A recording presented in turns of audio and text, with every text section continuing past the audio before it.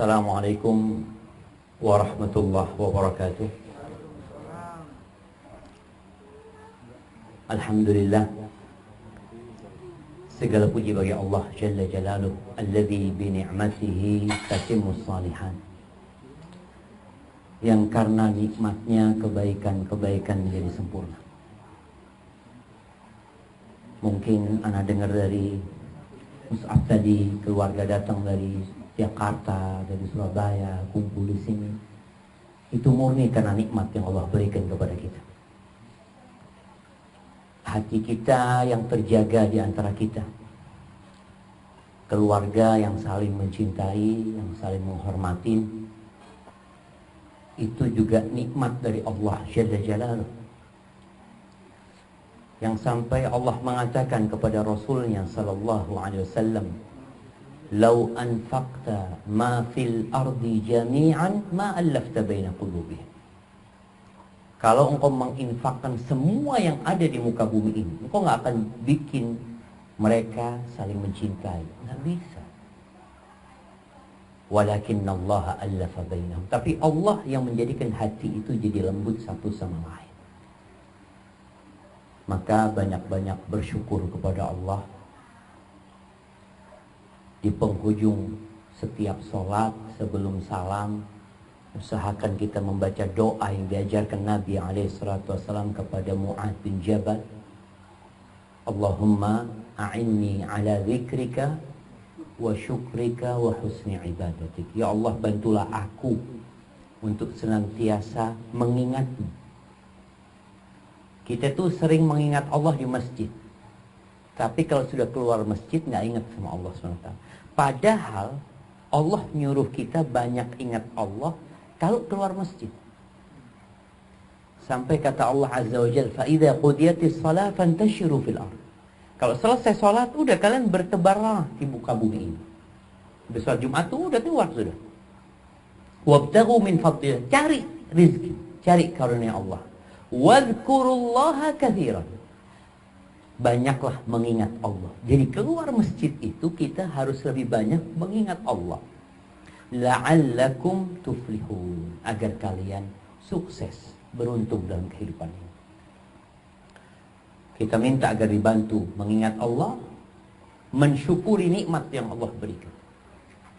Manusia ini, kata Allah Jalla Jalaluhu, innal insana khuliqa halu'a. Manusia itu makhluk diciptakan penuh dengan keluh kesah. Ndak ono syukuri. Itu tabiat manusia. Idza massahu syarru jazua. Kalau dapat musibah, dapat perkara yang tidak mengenakan, dia putus asa. Marah-marah dia sama Allah. Kok aku dikasih kayak gini? Kenapa? Apa yang aku kerjakan? Subhanallah. Ketika para sahabat Nabi kalah di perang Uhud, mereka mengatakan, "Anna hada." Kok bisa kita kalah, kata dia. Ini ada sahabat Nabi. Afwan, ada Nabi Muhammad SAW. Ada Abu Bakar, ada Umar, ada Utsman, ada Ali, ada penghuni surga. Kalah mereka. Muncul ungkapan dari sebagian mereka, "Anna hada." Kok bisa kita kalah? Apa kata Allah? "Qul huwa min 'indi anfusikum." Ingat, itu dari kalian sendiri. Kalian penyebabnya. Manusia itu tadi kalau dapat musibah akhirnya merasa marah-marah, nggak sabaran. Wa idza massahul khairu manu'a. Kalau dapat rezeki bakhil, pelit dia. Ini manusia-manusia yang perlu diperbaiki. Illal musalli, kecuali orang yang rajin sholat, ya. Orang yang rajin sedekah, orang yang yakin dengan kehidupan akhirat, dia akan bersyukur kepada Allah atas nikmat-nikmat yang Allah berikan. Pernah Ibrahim ibn Adham, dia bertanya kepada muridnya, Syaqiq al-Balkhi. Kata Ibrahim, "Akhbirni amma anta alaih." Coba kasih tahu aku bagaimana engkau menghadapi kehidupan ini. Kata sang murid, "Amma ana," kalau aku, kata dia, "idza ruziqtu akaltu." Aku kalau dapat rizki, aku yukul, aku makan. Wa idza muni'tu sabartu. Kalau aku nggak dapat rizki, ya sabar. Mungkin sebagian orang berpandangan sikap ini bagus. Dapat rizki diukul, nggak dapat, ya sabar. Apa kata gurunya? Hakadha ta'malu kilabu balkhin 'indana. Kata sang guru, anjing-anjing di kampungku, di Balakh itu kayak gitu. Lemparin daging, yukul dia. Nggak dilemparin, diam. Itu anjing-anjing di tempatku kayak gitu sikap. Ini murid seakan-akan ditampar sama gurunya. Kok disamakan sama kaleb, sama anjing? Terus sang murid tanya sama gurunya, kalau engkau gimana? Kata dia, amma ana idza ruziqtu athartu. Aku kalau dapat rezeki, aku berbagi. Aku lihat orang-orang yang lebih membutuhkan, aku kasih sama dia. Wa idza muni'tu syakartu. Tapi kalau aku nggak dapat rezeki, aku bersyukur sama Allah. Kok bisa orang nggak dapat rezeki bersyukur sama Allah? Karena nikmat Allah itu bukan cuma fulus. Nikmat Allah itu banyak sekali, jamaah. Kita bisa duduk nih, yang duduk di bawah sekarang nih. Nggak berasa nanti kalau tua duduk di atas. Kita itu kurang mensyukuri dengkul kita. Tapi kalau sudah kehilangan, baru merasa. Padahal selama ini ternyata dengkul kita ini rizq dari Allah. Lebih daripada yukulan yang tadi kita makan. Nikmat kaki ini. Allahu Akbar. Maka tadi sang guru mengatakan, kalau dapat rizq, aku kasih orang lain. Aku berbagi, aku cari yang lebih membutuhkan. Kalau nggak dapat rizq, aku bersyukur. Artinya seorang hamba itu hidup tetap bersyukur kepada Allah Azza wa Jalla. Makanya kita perlu berdoa, Allahumma a'inni ala zikrika wa syukrika wa husni ibadatik. Dan beribadah yang baik. Kebanyakan kita ibadahnya asal-asalan. Yang penting sholli. Yang penting puasa. Lu hati-hati. Ada orang beramal capek masuk neraka. Kenapa? Karena ibadahnya asal-asalan. Allah ketika mengatakan, hal ataka hadithul ghasyiyah. Apakah sudah datang berita kepadamu tentang kiamat?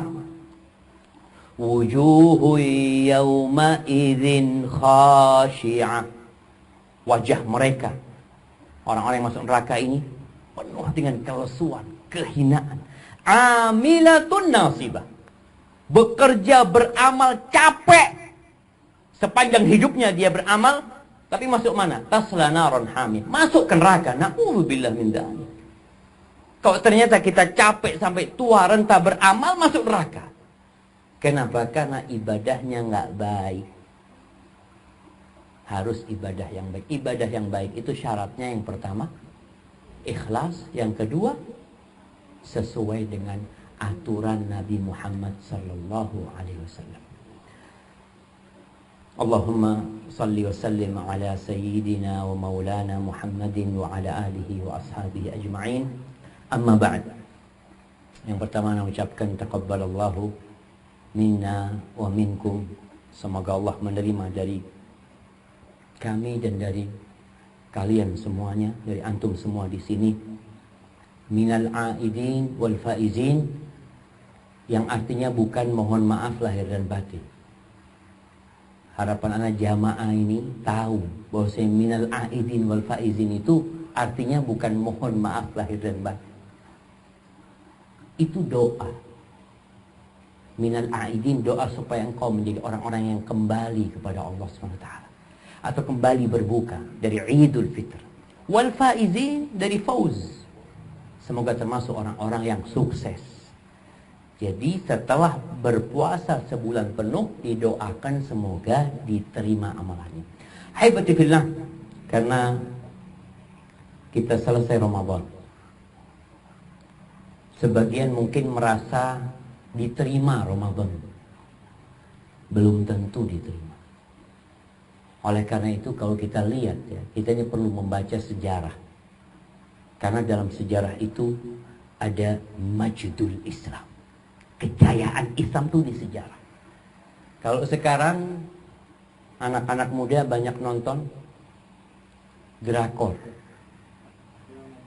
Hah? Iya. Masya Allah. Mereka sibuk dengan dana drakor. Ini sejarahnya siapa yang dilihat? Lah sejarahnya dia, wala sejarahnya orang Korea. Kalau kita membaca sejarahnya Korea, mungkin kita dapat manfaat. Bagaimana mereka berjuang, bagaimana mereka membangun negeri mereka, mungkin kita masih dapat manfaat di situ. Tapi yang dibaca ini harat-haratannya orang Korea. Semua cerita bohong, kita sampai nangis-nangis, sudah harim-harim nangis. Kenapa ini? Kenapa nangis? Ada. Apanya nangis? Dibohongin nangis. Na'udzubillah min dzalik. Maka kita perlu membaca sejarah. Bagaimana para salafus soleh 6 bulan sebelum Ramadan doanya itu Allahumma balighna Ramadan. 6 bulan sebelum Ramadan doanya Allah sampaikan kami ke bulan Ramadan. 6 bulan selanjutnya nih di bulan Syawal doa mereka apa? Allahumma taqabbal minna Ramadan. Ya Allah terima dari kami Ramadan kami. Karena belum tentu puasa kita diterima kemarin. Belum tentu sholat tarawih kita diterima. Belum tentu zakat kita diterima. Nabi Ibrahim alaihissalam ketika membangun Ka'bah bersama putranya Ismail, doanya apa?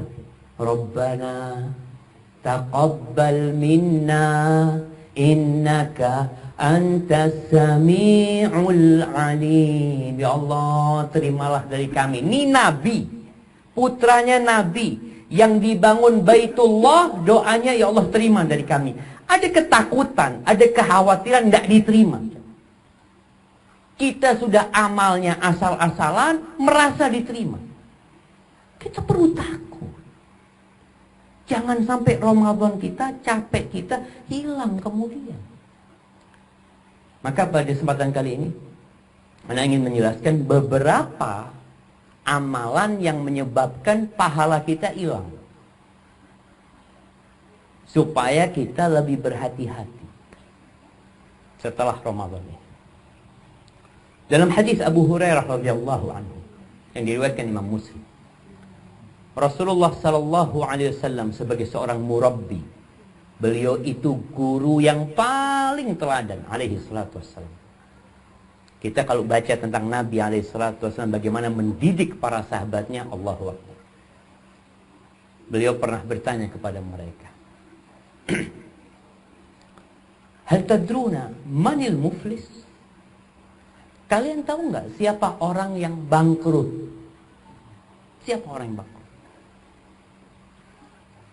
Para sahabat menjawab sesuai dengan ilmu mereka. Mereka mengatakan al-muflisu fina man la dirhama lahu wala mata'. Orang yang bangkrut, orang yang pailit itu kalau di antara kita adalah orang yang nggak punya cash, nggak punya aset. Bangkrut sudah. Jadi uang juga nggak punya, aset juga nggak ada bangkrut. Oh gitu. Lalu Nabi menjelaskan kepada mereka, walakinnal muflisa min ummati. Tapi orang yang bangkrut dari kalangan umatku, man ya'ti yaumal qiyamah. Mereka adalah orang-orang yang datang pada hari kiamat bi salatin wa zakatin wa siyamin. Mereka datang membawa pahala sholat. Ini orang baik. Hubungan dia sama Allah jangan ditanya. Dia sholat, sholatnya ikhlas, khusyuk, karena ada pahalanya. Kalau nggak ikhlas nggak ada pahalanya. Orang ini benar sholatnya. Bawa pahala sodakoh, zakat, sodakoh dia, Masya Allah. Orang baik suka membantu orang lain. Yang ketiga, puasa. Puasa Ramadan, puasa sunnah. Jadi puasanya itu ada pahalanya. Walakinnahum, tapi yang jadi masalah, dia bawa itu pahala yang banyak pada hari kiamat, tapi dia pernah mencela orang lain. Bahkan mungkin membuli orang lain. Ya'ti waqad syatama hadza, dia pernah menghina fulan, dia pernah memperolok-olok fulan, dia merendahkan fulan. Wa qadhafa hadza, dia pernah menuduh fulana berzina. Wa daraba hadza, pernah memukul fulan. Wa akhadha mala hadza, pernah mengambil hartanya fulan. wa safaka dama hada, ada yang sampai pernah membunuh orang lain. Maka apa yang terjadi? Fayukhad min hasanatihi. Ini orang yang bawa pahala sholat, pahala puasa, pahala sedekah, diambil kebaikannya. Diberikan kepada siapa? Kepada orang yang pernah dia zalim. Biqadri madlamatihi. Pahala yang diambil sesuai dengan kezaliman yang dia lakukan. Berbeda dosa mencaci maki dengan dosa membunuh tentu. Berbeda dosa mengambil hartanya fulan dengan dosa membunuh fulan. Tapi akan ditegakkan keadilan itu. Diambil pahalanya. Nanti datang fulan lagi mengatakan, ya Allah, fulan pernah menghina ana. Mungkin kalau sekarang di dunia maya orang suka membuli orang lain, memberikan komentar negatif kepada saudaranya, maka pada hari kiamat kelak, kalau tidak dimaafkan sama saudaranya, diambil tuh pahalanya. Terus pahala sholatnya diberikan. Nih fulan yang capek puasa Ramadan, pahalnya dikasihkan ke fulan. Sodakoh dia yang banyak diberikan kepada fulan. Sampai nol dia. Nol. Tidak punya pahala sudah. Jadi yang ada dia dosa. Dosa dia tetap ada. Kan nanti ada penimbangan amal soleh, amal buruk. Ada penimbangan hal itu. Jadi orang ini memiliki amal keburukan. Tapi pahalnya sudah habis diborong sama orang lain. Ternyata masih ada yang nuntut sama dia. Mengatakan, ya Allah, fulan ini ya Allah punya salah sama anak. Pernah ribain anak. Pernah ngomongin keburukan anak di depan orang lain. Maka diambil lagi, habis sudah pahalanya. Gimana? Akhirnya dosanya orang yang pernah dia dizalimi diberikan kepada ini fulan. Yang pada akhirnya thumma puriha finnar, dilemparkan ke dalam neraka. Maka kita perlu berhati-hati. Jangan sampai pahala Ramadan kita hilang gara-gara kita pernah mendolimin orang lain. Walaupun sedikit. Nggak anak pernah menyakiti fulan, tapi ya nggak banyak. Mungkin pernah dulu waktu SMA anak pernah makan di kantin sekolah nggak bayar, Ustaz. Hari kiamat nanti akan datang tuh tugas kantin nuntut kita. Anak dulu pernah getokin kepalanya sohib waktu SMA. Datang nanti pada hari kiamat. Allah Azza wa Jalla mengatakan, "Faman ya'mal mithqala dzarratin khairan yarah. Wa man ya'mal mithqala dzarratin syarran yarah."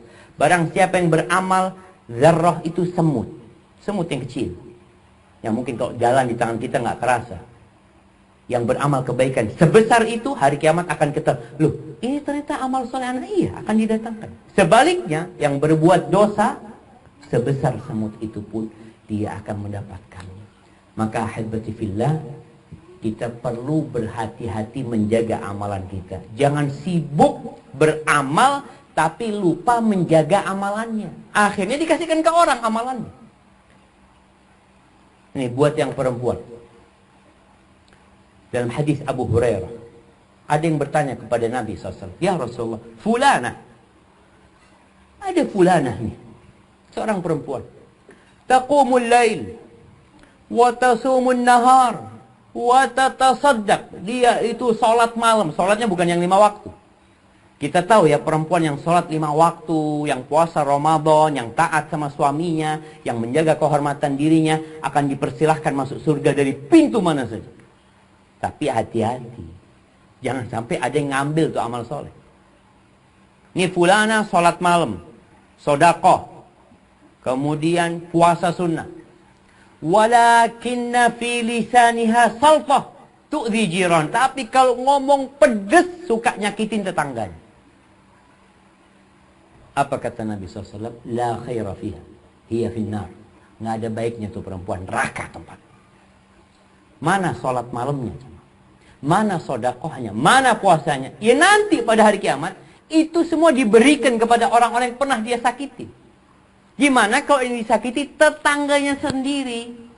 Yang padahal kita diperintahkan untuk menghormati tetangga. Terus ditanya tentang ada fulana, ada orang lain.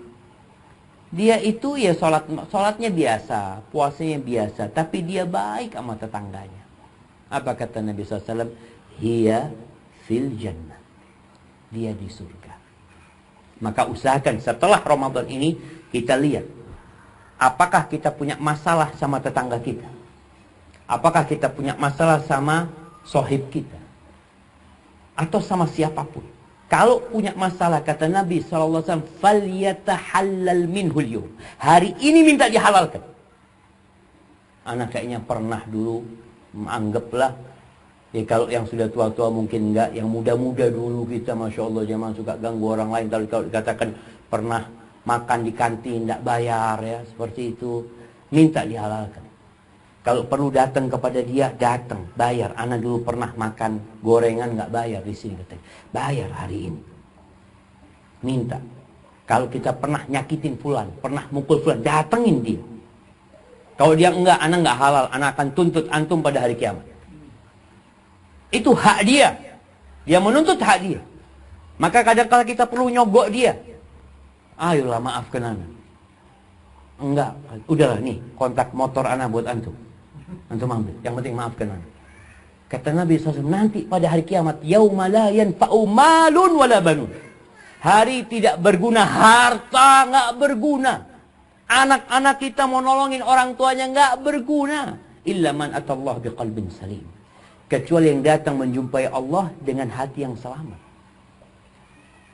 Maka ini harus menjadi perhatian kita. Ada muhasabah. Selesai Ramadan ada muhasabah. Muhasabah, alhamdulillah kita sudah puasa, alhamdulillah. Cuma jangan sampai pahala ibadah kita diambil sama orang. Yang paling berat, kalau ternyata nanti yang nuntut kita itu istri kita. Gimana Cak? Ini buat bapak-bapak. Yang nuntut kita ini bukan tetangga kita, istri kita sendiri. Katanya Amr ibn Qais al-Mullai, dia mengatakan, innal mar'ata, seorang tabi'ut tabi'in, la tukhasimu zawjaha indallahi yaumal qiyamah. Kelak akan ada seorang wanita yang menggugat suaminya di hadapan Allah pada hari kiamat. Dia gugat suami. Apa yang dia gugat? Ya Rabb, wahai Rabbku, hadza zawj, ini suamiku. La yu'allimuni wa la yu'addibuni. Innama ya'tini bi khubzis suq. Nih suamiku nggak pernah ngajarin aku, nggak pernah mendidikku, nggak pernah mengenalkan aku kepadamu, ya Allah. Kerja dia cuma bawa roti dari pasar. Bas cuma memberikan sandang, pangan, papan kepada istrinya. Lupa dengan kewajiban terbesar seorang suami yang kata Allah, ya ayyuhalladzina amanu qu anfusakum wa ahlikum nara. Wahai orang-orang beriman, jagalah diri kalian, keluarga kalian, istri kalian, anak kalian dari api neraka. Maka jangan sampai yang nuntut kita itu pasangan hidup kita sendiri. Kadangkala seorang suami, dia, ya Masya Allah, dia menuntut haknya, istrinya suruh mengerjakan kewajiban-kewajiban dia, tapi dia sendiri tidak melaksanakan kewajiban-kewajiban dia. Maka jangan sampai itu terjadi. Apalagi, ya nggak lama kita hidup di dunia. Rumah yang dibangun akan ditinggalkan, mobil yang dimiliki akan ditinggalkan. Kita akan hanya bersama amal kita. Ya apa kalau amal kita ternyata diambil orang lain? Habis kita. Hadza wallahu a'lam bishawab, itu yang bisa Anda sampaikan. Kurang lebihnya mohon maaf.